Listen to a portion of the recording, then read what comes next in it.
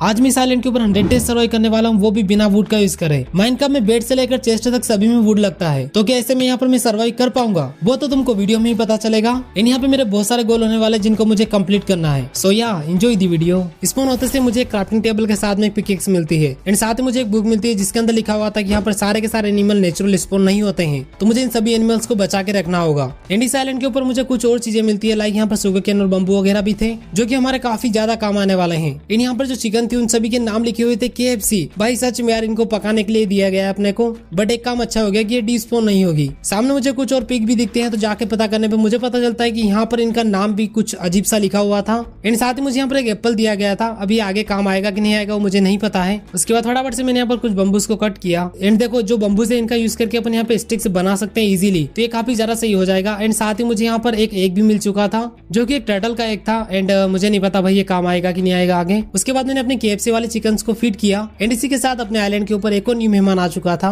उसके बाद मैंने अपने सामने वाले आइलैंड को भी थोड़ा क्लीन किया। एंड इसी के साथ अभी आधा दिन खत्म हो चुका था, बट मेरे पास खाने के लिए कुछ भी नहीं था। एंड यहाँ पे दूर दूर तक कोई फिश भी नहीं दिख रही थी, बट उससे पहले मुझे यहाँ पर कुछ टूल्स भी बनाने होंगे, इसलिए मैं निकल जाता हूँ सीधे माइनिंग के लिए। माइनिंग के दौरान लकीली मुझे यहाँ पर आयरन मिल जाता है जो कि काफी अच्छी बात है स्टार्टिंग के लिए।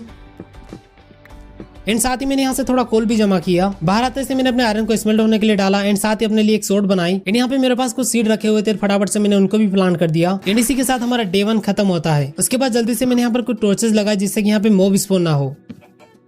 उसके बाद मैं सीधे निकल जाता हूँ फिशिंग के लिए। एंड यहाँ पे आसपास कुछ ज्यादा ही अलग टाइप की मछलियां स्पॉन हो रही थी जो कि दिखने में काफी कूल लग रही थी। एंड जैसे मैं इन फिश को पकाने जाता हूँ तो मुझे पता चलता है कि ट्रॉपिकल फिश को पकाया नहीं जा सकता है, इसलिए मेरे को इनको कच्चा ही खाना होगा, जो कि अपने लिए बिल्कुल भी अच्छी न्यूज नहीं थी। फिशिंग करते करते गलती से मैं एक बफर फिश को मार देता हूँ जिससे मेरे को काफी तगड़ा वाला डैमेज मिलता है। उसके बाद मैंने अपने दोनों आइलैंड के बीच एक ब्रिज बनाया। मॉर्निंग होते से मैंने यहाँ पर कुछ पिकेक्स बनाई एंड सीधे निकल जाता हूँ माइनिंग के लिए। बट उससे भी पहले मुझे यहाँ पर थोड़ा फूड जमा करना होगा, तो मुझे मजबूरी में फिशिंग के लिए जाना पड़ता है। काफी देर तक फिशिंग करने के बाद मेरे पास काफी सारी फिश हो चुकी थी। एंड साथ ही यहाँ पे बारिश भी शुरू हो चुकी थी जो की अपने किसी काम की नहीं थी। थोड़ी देर माइनिंग करने के बाद मैं वापस से बाहर आ जाता हूँ। एंड साथ यहाँ पर अपनी एक चिकन बड़ी हो चुकी थी, तो मैंने उसको मार दिया। मेरे को कैसे भी करके ना अपने नेम टेग वाली चिकन को नहीं मारना है। उसके बाद जल्दी से मैंने यहाँ पर कुछ वॉल बनाई एंड अपने एनिमल के लिए एक एरिया बनाया जहाँ पर वो रहने वाले हैं। एंड एक बार फिर से निकल जाता हूँ मैं माइनिंग के लिए। एंड इस बार मैं अपने क्राफ्टिंग टेबल को अपने साथ लेके आया था। बाहर आते से मैंने अपने फार्म को 2 पार्ट में डिवाइड किया। एक पार्ट में अपने पिग रहने वाले हैं और एक पार्ट में अपने चिकन से रहेगी। उसके बाद मैंने अपने लिए एक आर्मर बनाया। आई नो ये पूरा कंप्लीट नहीं हुआ था बिकॉज मेरे पास आयरन थोड़ा कम था। यहाँ पे मेरे खुरापाते दिमाग में एक आइडिया आता है चिकन का यूज करके एक फूड फार्म बनाने का, बट उसके लिए मेरे को थोड़ा सामान चाहिए होगा, तो मैं डायरेक्ट निकल जाता हूँ माइनिंग के लिए। एंड साथ ही मुझे यहाँ से काफी सारी डट मिल जाती है जो कि आगे जाके अपने काफी काम आने वाली है। थोड़ी देर के बाद मुझे याद आता है कि यहाँ पर मैं फार्म बना ही नहीं सकता हूँ बिकॉज उसके लिए मेरे को होपर चाहिए होंगे और होपर को बनाने के लिए चाहिए होती है चेस्ट। इन चेस्ट बनाने के लिए अपने को जरूरत पड़ती है वुड की। एंड जैसा कि तुमको पता होगा कि मैं वुड का यूज नहीं कर सकता हूँ, तो मुझे अपना सारा काम मैन्युअली करना होगा। एंड यहाँ पे एक काम अच्छा हो गया था कि मैं चिकन के एक का यूज करके बहुत सारे चिकन को स्पॉन कर सकता हूँ। उसके बाद मैंने अपने पिग्स की ब्रीडिंग करवाई। नाउ अभी मेरे पास यहाँ पे काफी सारा सामान हो चुका था जिसको मेरे को कहीं ना कहीं पे रखना पड़ेगा या फिर ड्रॉप करना पड़ेगा, बट मैं अपने सामान को वेस्ट नहीं करना चाह रहा था, तो मैंने यहाँ पर जल्दी से कुछ ड्रॉपर बनाए जिसके अंदर मैं अपना सामान रख सकता हूँ एज अ चेस्ट। वो बात अलग है कि अपने को यहाँ पे स्पेस थोड़ी कम मिलेगी, बट अभी के लिए काम चलाओ सही है। उसके बाद मैंने अपने वाटरमेलन और पंपकिन के सीड निकाले।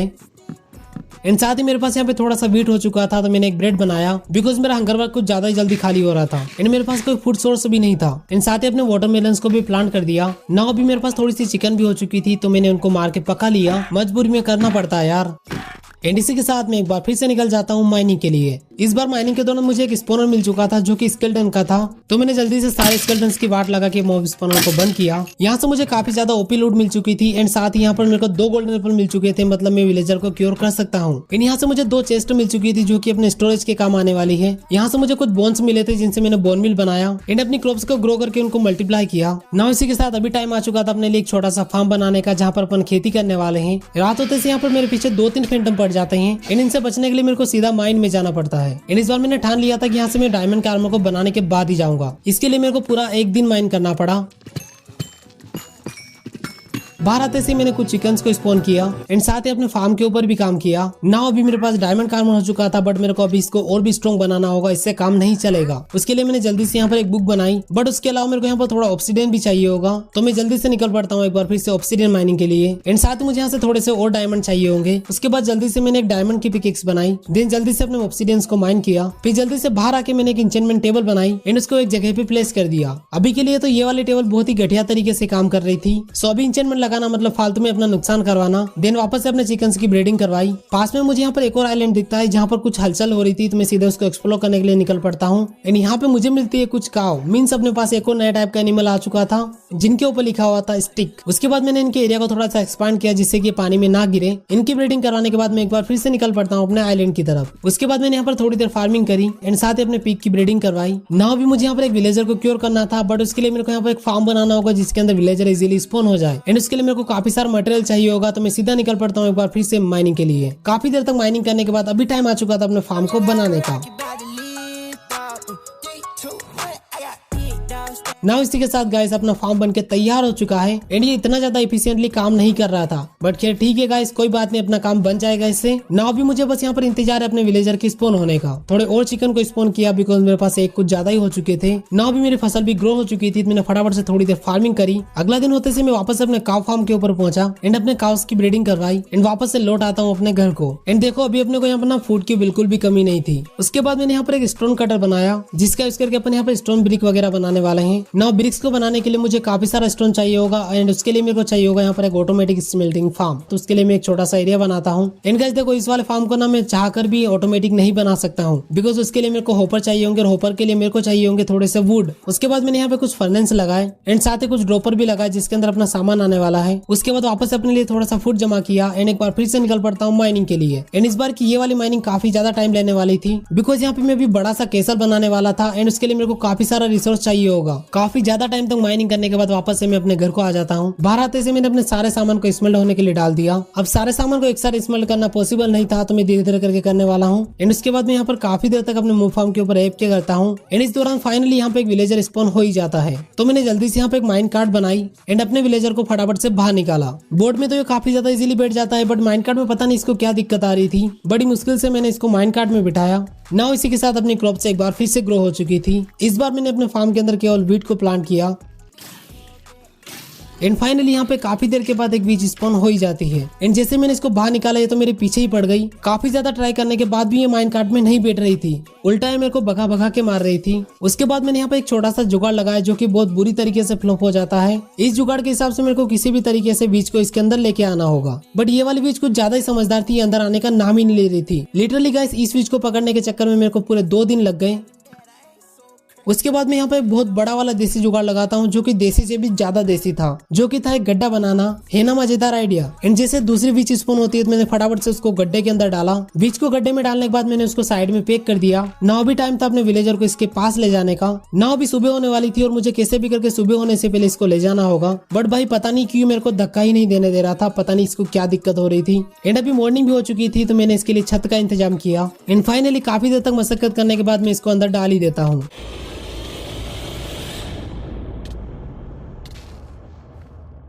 नाउ इसी के साथ अभी टाइम आ चुका था अपने विलेजर को क्योर करने का। एंड इसी के साथ फाइनली अपना विलेजर क्योरिंग प्रोसेस में जा चुका था, बट इसको ठीक करने के चक्कर में मैं मरते मरते बचता हूँ। उसके बाद मैंने अपने विलेजर के लिए कोल्डर बनाया। नाउ भी मुझे इंतजार था बस अपने विलेजर के ठीक होने का। विलेजर ने बाहर आते से लेदर वाली जॉब ले ही ली एंड ये मेरे को एक लेदर के बदले 1 एमरल्ड दे रहा था, जो कि काफी ओपी वाली डील थी। बट फिर मुझे याद आता है कि आखिर में इन एमरल्ड्स का करूंगा क्या, बिकॉज ये तो मेरे को कुछ भी अच्छा सामान नहीं देने वाला है। ये सोचते सोचते मैं एक बार फिर से पहुंचता हूँ अपने काउ फार्म की तरफ, बिकॉज जिस काम को करने के लिए मैंने विलेजर को क्योर किया था उस काम के लिए मेरे को वुड चाहिए होगा और मैं वुड का यूज नहीं कर सकता हूँ। भाई ये वुड कितना इंपॉर्टेंट है यार माइनक्राफ्ट के अंदर। मीन्स यार तुम विलेजर का यूज कर ही नहीं सकते अगर वुड यूज नहीं करते हो तो। बट अभी भी मेरे पास यहाँ पे एक और दूसरा जुगाड़ था जो कि इससे भी ज्यादा अच्छा था। एंड गाइस इस आइडिया के बाद ना तुमको विलेजर की कभी जरूरत ही नहीं पड़ने वाली है। इनफैक्ट तुमको किसी बुक सेल्फ की भी जरूरत नहीं पड़ेगी। बस तुमको सिंपली यार एक बुक ही चाहिए होगी और बस एक एन्चेंटमेंट टेबल। मुझे कुछ भी नहीं करना है, बस जस्ट यहाँ पर अपनी बुक्स को रखना है, उसके ऊपर एन्चेंटमेंट लगाना है। देन मेरे को 2 सेम बुक को कंबाइन करना है जिससे कि मेरे को नेक्स्ट लेवल की बुक मिलेगी।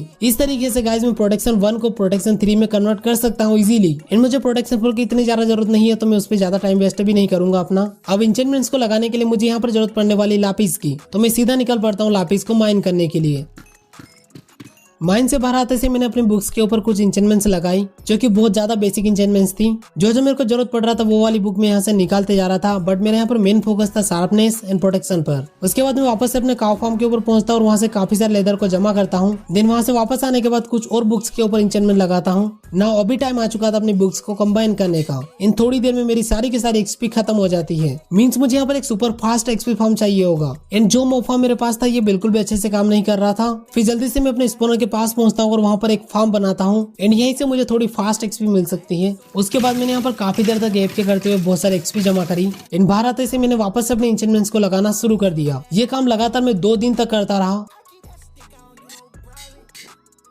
नाउ ये हमारी कुछ फाइनल बुक्स जिनको मैं अपने टूल्स और आर्मर के ऊपर लगाने वाला हूँ। इसके अंदर प्रोटेक्शन 3 तक की बुक अवेलेबल है। उसके बाद जल्दी से मैंने अपने आर्मर के ऊपर इंचेंटमेंट्स लगाई। नाउ भी टाइम आ चुका था अपने कैसल को बनाने का। उसके बाद मैंने यहाँ पर एक बहुत बड़ा एरिया फ्लैट किया जहाँ पे अपना घर बनने वाला है। एंड इस छोटे से एरिया को फ्लैट करने के चक्कर में मेरे को 3 डेज लग गए। उसके बाद मैंने अपने घर का एक छोटा सा लेआउट बनाया जिससे कि अपना कैसल बनाना थोड़ा ईजी हो जाए। देन फाइनली अपने कैसल के ऊपर काम करना शुरू कर दिया।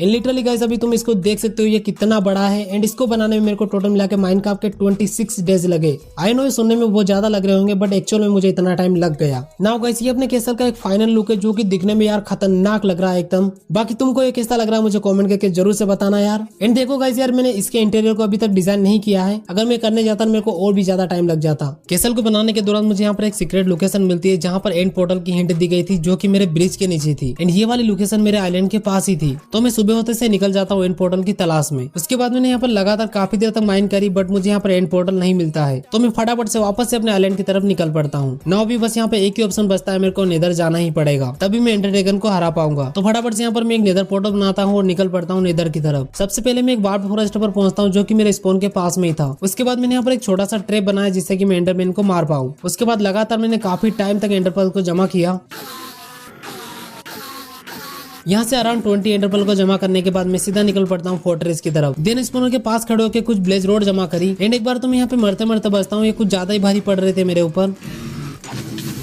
ना इसी के साथ मैं एक बार फिर से लौटाता हूँ अपने घर को। उसके बाद जल्दी से मैंने यहाँ पर कुछ आयो पेंडर बनाई। देन थोड़ी सी तैयारी करी एंडर ड्रैगन से फाइट करने के लिए। ना इसी के साथ मैं निकल पड़ता हूँ एंड पोर्टल की तलाश में। पोर्टल को ढूंढते ढूंढते मैं पूरे समुद्र को क्रॉस कर चुका था और अभी आ चुका था मैं एक रेगिस्तान वाले एरिया में। लगातार 2 दिन तक चलने के बाद फाइनली मेरे को एंड पोर्टल की लोकेशन मिल जाती है जो की एक रिवर के अंदर थी। देन उसके बाद जल्दी से मैंने एंड पोर्टल को ढूंढा, देन इसको एक्टिवेट किया। ना इसी के साथ गाइस अभी टाइम आ चुका था एंडर ड्रैगन को हराने का। जाते से मैंने सारे के सारे क्रिस्टल्स को फोड़ना शुरू कर दिया। एंड उसके बाद लगातार काफी टाइम तक एंडर ड्रैगन मेरे बीच काफी घमासान युद्ध चलता है। नाउ इसी के साथ एंडर ड्रैगन मारा जाता है। यहाँ से सारे एक्सपी को जमा करने के बाद मैंने एंडर ड्रैगन के एक को भी उठा लिया एंड वापस से आ जाता हूँ अपने घर को। कुछ भी कहो यार, स्टोरी को कंप्लीट करने का मजा ही कुछ और होता है। नाउ गाइस अभी हमारा ये वाला गोल भी कंप्लीट हो चुका था। नाउ भी मुझे अपने कैसल के अंदर का इंटीरियर बनाना है और साथ में उसके आसपास के एरिया को भी थोड़ा डेकोरेट करना है। बट उसके लिए मेरे को बहुत सारा मटेरियल चाहिए होगा एंड मेरे पास अभी कुछ भी नहीं है। तो मैं सीधा निकल जाता हूँ माइनिंग के लिए। लगातार 4 से 5 दिन तक माइन करने के बाद यहाँ से मैंने बहुत सारा सामान जमा कर लिया था। लाइक यहाँ से मैंने बहुत सारी डर्ट जमा करी, बहुत सारा कोबलस्टोन जमा करा एंड साथ ही बहुत सारा आयरन भी जमा करा। नाउ भी टाइम आ चुका था अपने कैसल के ऊपर काम करने का।